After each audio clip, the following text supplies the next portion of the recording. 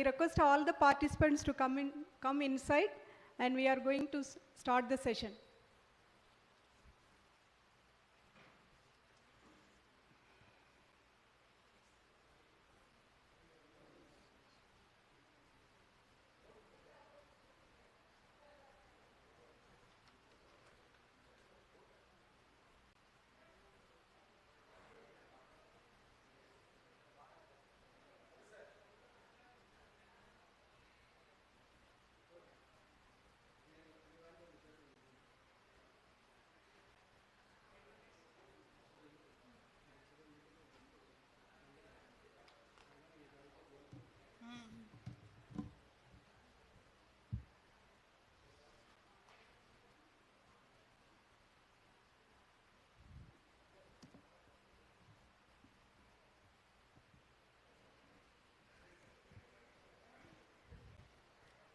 So, good afternoon to all. Welcome back to the closing session of the 2 days international consultation on biodiversity, climate change adaptation. In this session, we will brief about the key recommendations that emerged from all the technical sessions of 2 days consultations, and also discuss the roadmap to climate adaptation, biodiversity conservation, and the way forward measure with a special reference to Kerala. So I request Dr. G.N. Hariharan to chair the session. Please, sir. Dr. G.N. Hariharan is the Executive Director of MS Swaminathan Research Foundation. He began his career as a scientist, and his scientific contributions on lichens opened up new avenues in exploring the potential of neglected lichens, while also linking the ecological security of lichen-rich location to the livelihood security of rural people dependent on lichen collections. His team at MSSRF focuses on developing rice varieties for abiotic stress tolerance and nutritional enhancement using plant breeding pathways and transgenic approaches. Dr. Hariharan has a collection of several traditional saline-tolerant rice germplasm and is actively involved in varietal selection trials and participatory on-farm trials in collaboration with the state agriculture universities. So in this session, we have 4 panel members. 2 of them are connected online and 2 of them are here. Actually, I request Dr. Surendran.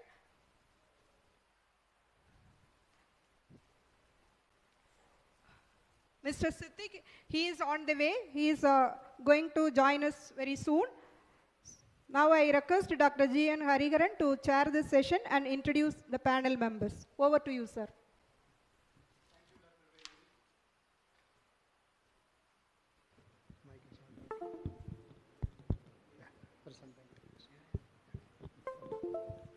Thank you, Dr. Belvedi. Everyone here in the hall, as well as on the online, will agree with me that we have a very enriched discussion for the past 2 days, and I'm very happy, and it's my privilege to really chair this concluding session. This session is slightly different from the other ones, where we had deliberation. Now, my colleague, Mr. Girijan Gobi, will make a presentation on what are all the key points that emerged from the previous session. And we also have some eminent speakers lined in this session. Dr. Surendran will join. Dr. Surendran is here with me. He is a senior scientist of CWRDM, Calicut, and he will cover the aspects of assessment of drought and its management towards climate resilient agriculture. Dr. Faizi is joining online. Already he is here. Sir, I welcome you. And he is an ecologist and a biodiversity advisor to the West Bengal Forest Department, JICA program.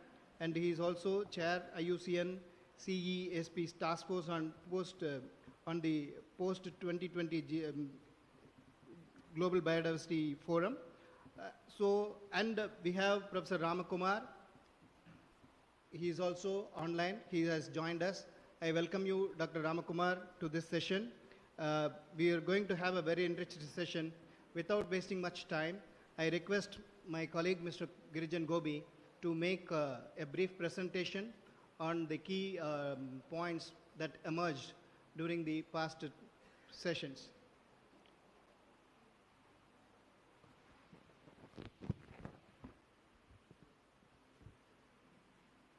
good afternoon. Including this session, there were 7 sessions and 6 sessions. My responsibility is to call out the important recommendations discussed across the sessions. Next slide. Next slide. Go to the projection board. Yeah. Yeah. From the first session, we had 3 speakers, and one of the most important recommendations in the first inaugural session was on the nature-based solutions. And there is a pressing need to finding out location-specific nature-based solutions and how can we derive the co-benefits to address poverty, malnutrition, and rural employment generation apart from ecosystem benefits. MSSR can focus on these activities, this to build the science dimension of NBS, nature-based solutions. This should be a generous, responsive, participatory, and bottom-up for wider adoption. And local specific agroforestry system and nutri gardens are one among the few examples of this nature-based solutions we can propose from Wayanad and other parts of Kerala. Next. Facilitating communities reaping climate finance and other benefits. That is also a recommendation from the first and fourth sessions. And MSSR can conduct research and documentation in partnership with the local communities, Panchayat Raj institutions, and research and development institution for making science-based evidence for reaping climate finance, for incentivizing climate-friendly practices and facilitating communities to benefit from Biodiversity Act and Plant Variety Protection and Farmers' Rights Acts. Adaptation finance is also essential to support the farmers to adopt it. We can even have advocacy and policy interventions in the area of for promoting adaptation finance. There is also need to facilitate communication between communities and global policy makers, linking community with the global policy makers for coming up with effective policy for promoting farmers to engage in adaptive farming. Next. Adaptive agriculture. MSSRF can also do participatory research for developing an integrated farming system approach that takes into account biodiversity conservation, nutrition security, enhanced farm income, and emission reduction from crops and livestock.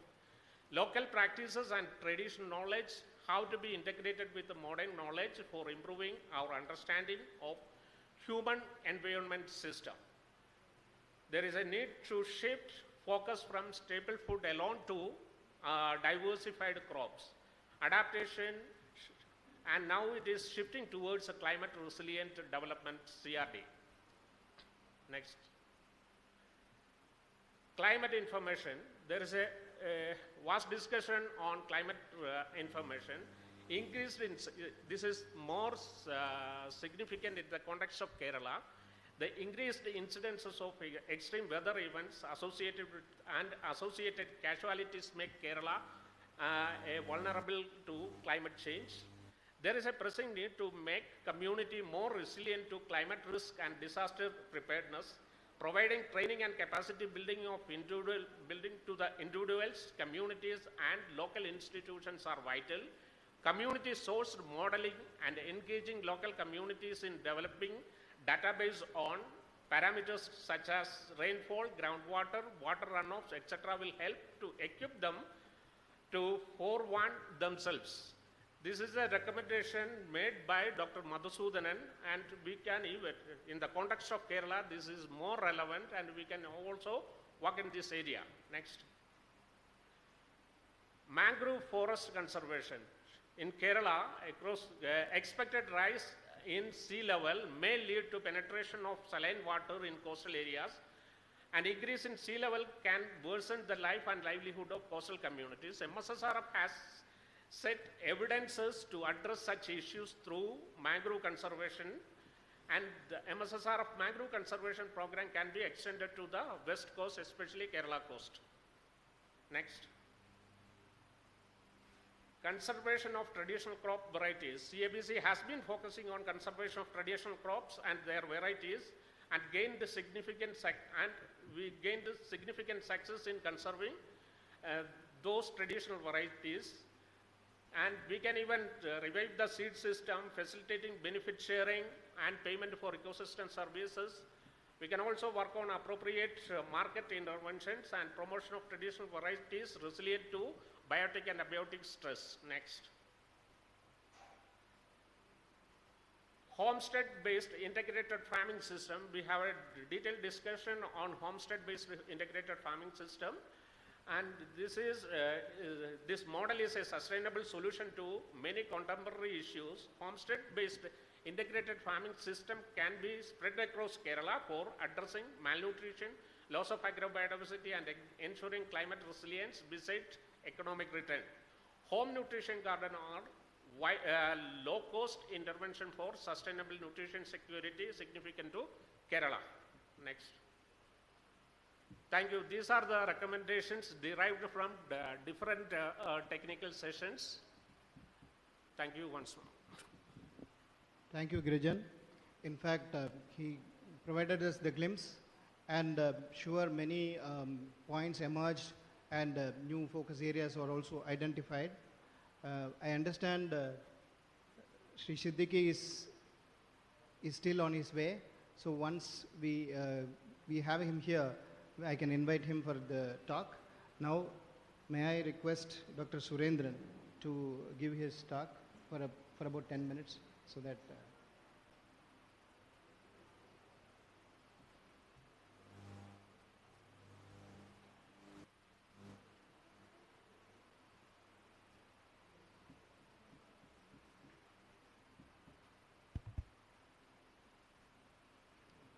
Dr. Surendran is a soil science, has a doctorate in soil science and agriculture chemistry from Tamil Nadu Agriculture University, and currently serving as a senior scientist at the Center for Water Resources Development since 2016. His research interests are decision support system for soil nutrient budgeting and its impact on crop yield, absorption of nutrient modeling, nutrient behavior in soils and its chemistry, carbon sequestration in soil, climate change and its impact in agriculture, crop simulation modeling, nutrient irrigation interaction, agronomic packages for agriculture crops such as maize, rice, sugarcane, turmeric, tapioca, vegetables, etc. He was awarded the Young Achiever Award from Sadhana, Dr. Y.S. Parmar University of Horticultural Sciences, Himachal Pradesh. Also awarded the Young Scientist Project by Department of Science and Technology. With this introduction, sir, yeah, I request you.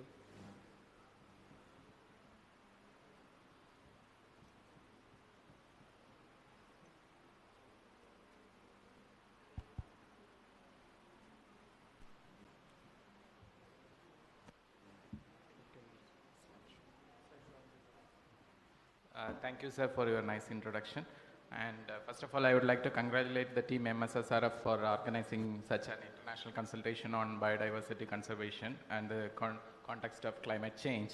So the topic assigned to me was about the assessment of drought and its management towards a climate resilient agriculture in Kerala's context. Actually, last 2 years, maybe from 2018 onwards, we are facing a lot of issues related to floods. So the focus may be shifting towards flood. The morning also one session we have discussed. But drought is also again a common phenomena.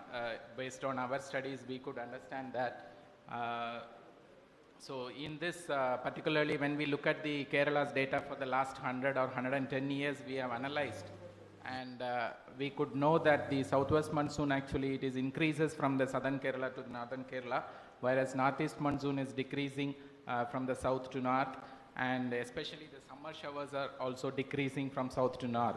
And the northern Kerala, especially the districts like Wayanad, Palakkad and all, is more drought and erosion prone, which is having a very typical issues with respect to agriculture. So if you look at the physiography, we know that almost 85% of the population is depending on the lowland and midlands, whereas 15% only depending on the highlands and high ranges. But that is having a lot of influence on the soil erosion and other related issues with respect to agriculture. So if you look at the productivity, our productivity is much lesser when we compared with the national average or even international scenario for most of the crops. So if you look at the reasons, actually it is the erosion of topsoil, mainly soil and water conservation issues is the major problem, and in which the water scarcity and crop deficit during the summer period, because most of them are perennial in nature and it will not be showing a visual symptoms. So people or farmers may not be able to understand the severity of the situation. Once it is extreme drought only, people will be able to understand. But it will be reflecting in the productivity, which we could able to understand that. So like based on the IPCC or even our studies shows that the temperature last over 100 years data shows around 0.6 to 0.8 degree increase, and with the maximum temperature, similar is the case with the minimum temperature too. And if you look at the deficit of the water requirement, almost all the districts it is deficit, especially during the summer period. And irrigation as such is not a practice. Only around 15 to 20%. If we look at the last 5 decades, it is hovering around 15 to 20%, and that issues is related with the low productivity. And some of the assessment case studies I'll be presenting here. And if you look at the, initially as I mentioned, the rainfall trend, it is showing a negative trend when we look at the data, especially during the summer season. And if you look at the seasonality index, especially this is more relevant to Kerala because almost our rainfall is markedly seasonal with longer drier season. Out of the total years, around 670 years falls under that category, and among 37 years falls under most rain in the 3 months period. And we have got for the climate change analysis, and that we could understand that after 1960s only this kind of extreme events and related higher rainfalls are occurring, and which we can attribute towards the anthroponic changes, and especially due to the land use, land cover changes. And one case study, interesting case study, what we did is we have compared the humid tropical, semi-arid and arid region of India, especially humid Kerala, then semi-arid Tamil Nadu, and the arid region we have taken Rajasthan. So exorbitantly different climatic scenario. And if you look at the drought analysis, actually as per the conventional analysis what IMD or other agencies are focusing, it is almost a humid tropic. There is no scanty or no rainfall, means the drought period is coming if you look at the data. But if you analyze it through the advanced technologies, we could understand that this humid tropical climate is slightly moving towards the semi-arid region. The below graph you can see that. So that showing a movement of this climatic, this is happening, and which is exactly captured in the other detailed analysis like RDA, SPA and all, where we could able to understand even compared to arid regions, here in humid tropic we could able to find more drought years. So that's what this particular study confirmed that. So there is a general perception here, it may be less, but which is not so actually with respect to agriculture or climate related resilient agriculture, it is having a larger impact. And the reasons also we have analyzed based on river basin wise, and this particularly Bharatapuzha river basin, if you look at that, we could understand the land use, land cover changes have brought in these kind of changes, which makes the entire basin water scarce, especially during the summer seasons in the recent past.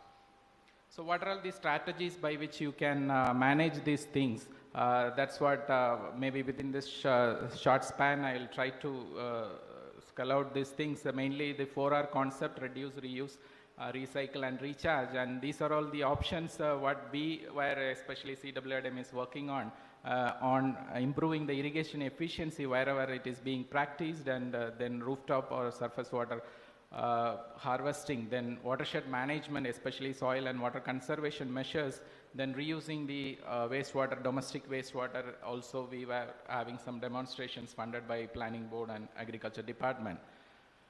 And this is one of the projects funded by Department of Science and Technology, where it is a participatory action research based on the farmers' participation. We have done in 14 districts of Kerala.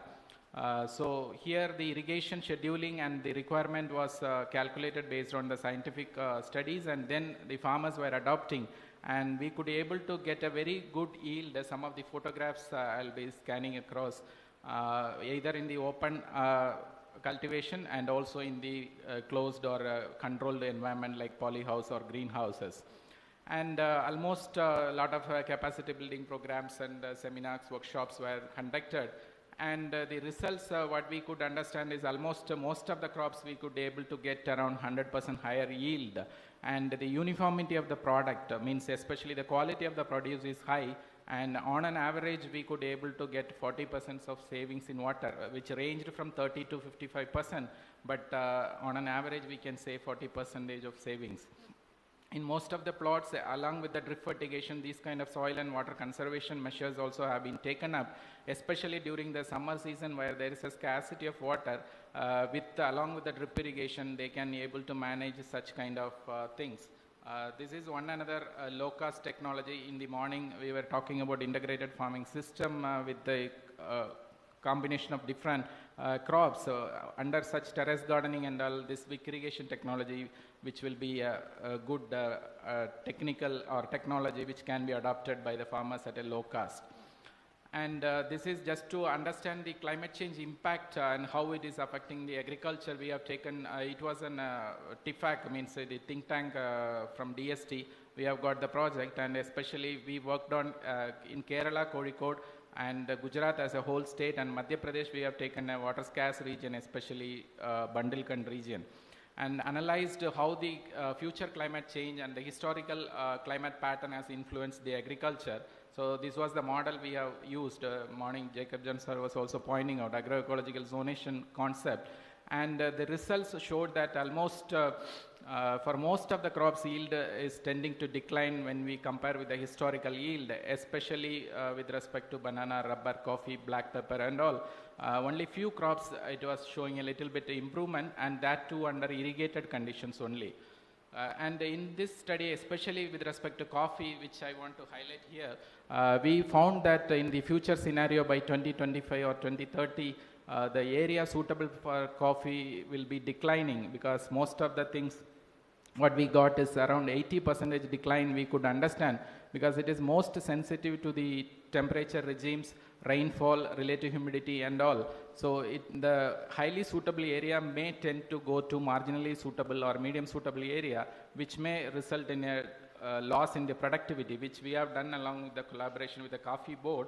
And we could understand that especially the drought years, in this picture you can see that April and May of 2016, it was highly a droughty year, and followed by, so the yield in the next year or that consequent years it got reduced, not only with coffee, coconut and all. So effective adaptive management practices has to be followed. And coming to rice, what are all the water saving technologies which we can go forward with, especially with respect to aerobic rice or upland cultivation, what are all the options available? That also has been test verified in some of the case studies.